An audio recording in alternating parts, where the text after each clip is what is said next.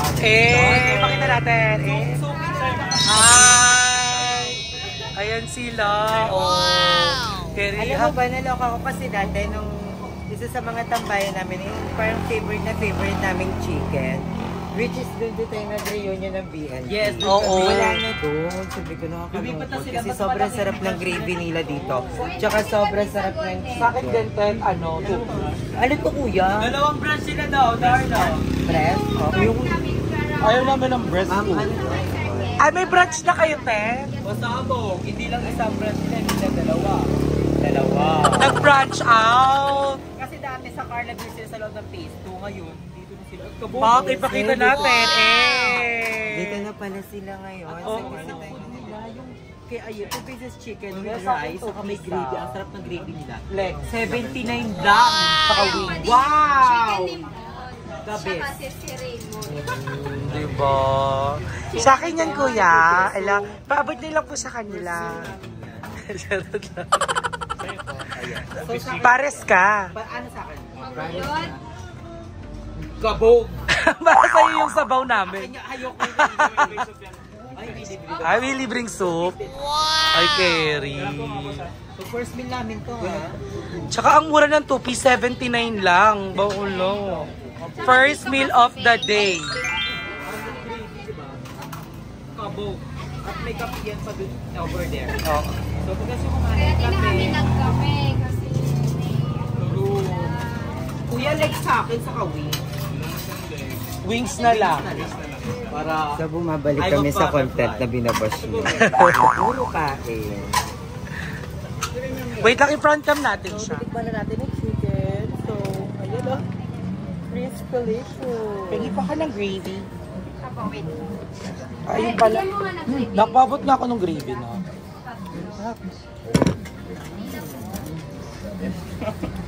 Pila. Yeah. Bawa mo na number. Pwede pong sabaw, kuya. Ito yung chicken na hinahanap pa na po. Chicken yan. Promise, tambay pa lang kami ng Carla Beer. Ito na yung favorite Alam mo, binalikan kaya natin yung chicken ko. Wala na nga sila. So, dito na pala sila. So, dito na tayo sa tambay. Kasi ang hirap ng pagkain. Pila. Pila ba? Baka card pa. Ako na yan, ako na yan. Quiet na muna, hindi mo na magkakakilala. After this kasi magko-coffee din kami. So, I'm gonna treat you girls this and the coffee. Kaya this my girls.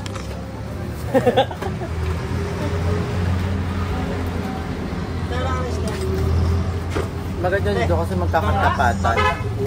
Paresan, chickenan, tapos kapihan. May lamay din sa likod.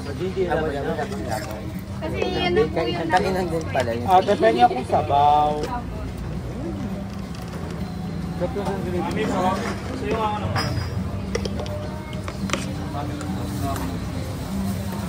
Kalamansi kuya? Kalamansi?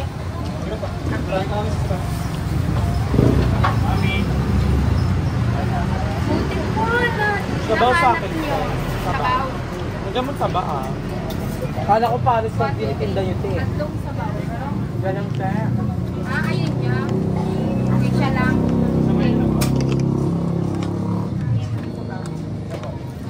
Kailan po yan? Dalawa po. Okay na. Sarap ng manok. Ganyan pa dyan. Ang consistent nung lasa ng manok. Ang perfect na to sa mga estudyante. Very tipid meals. 50 pesos, baon mo na. Sabog. Ay, nabibigay sa ano lang. Ganun pa ba?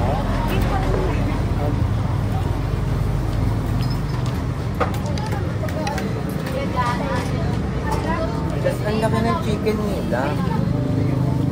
Hindi lang ba sa chicken? Uy, ang sarap ng sabaw.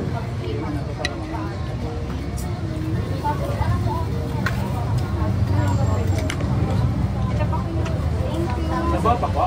Hindi ba isa lang. Ayaw mga madam.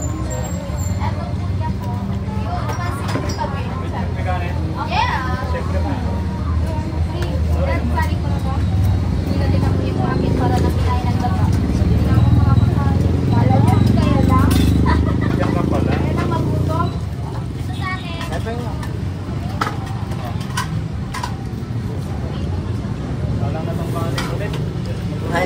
ba sila?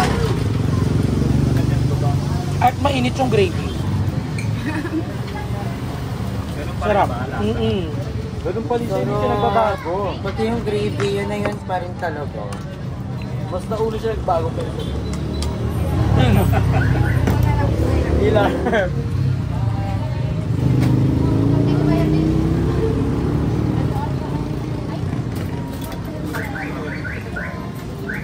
Ano, magsala ka? Sige, nawa ako man lang. Wait lang sa sabaw. Isang yan. Sabaw. Ilan, dalawa?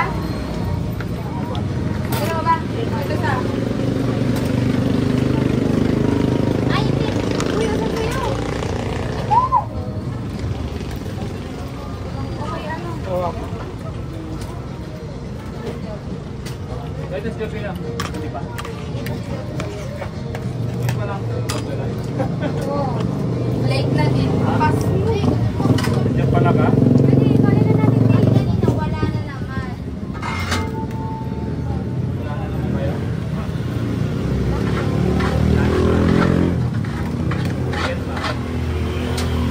A few moments later. So guys, tapos na kami mag-food trip and nakapagpahinga na kami. Dumari kami Kalaaya dahil nag-vlog kami sa bahay nila. So ito siya. Charus! So, diba kala pagod na pagod. And naglinis na rin siya sa bahay nila. And then nagpakain ng dog. So, super productive talaga ng day namin. Kaya deserve namin mag-chicken. And si Darlene nandito sa kwarto. Ginagawa mo, Nige. Magawa akong thumbnail. Ayan si Darla. How was the chicken pala, Nay? The Si chicken Darla is kasi good. kabog siya sa sa mga food industry. Food critic.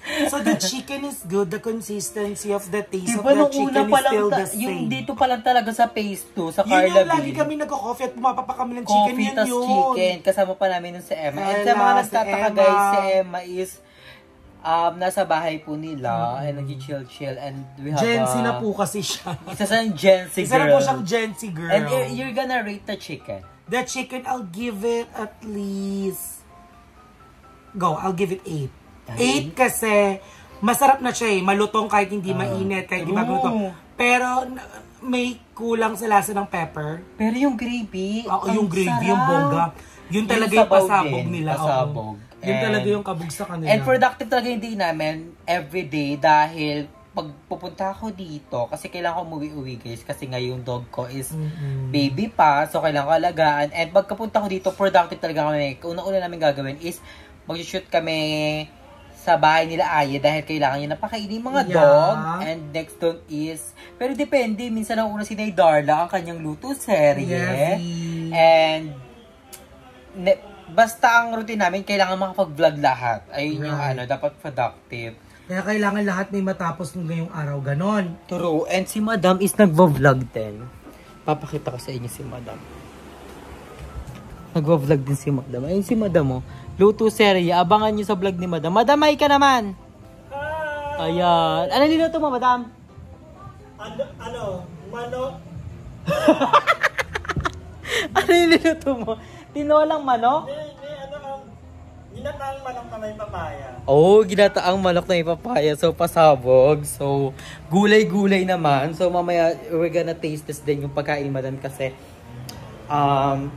yung kanina kinain namin is first meal talaga namin yon.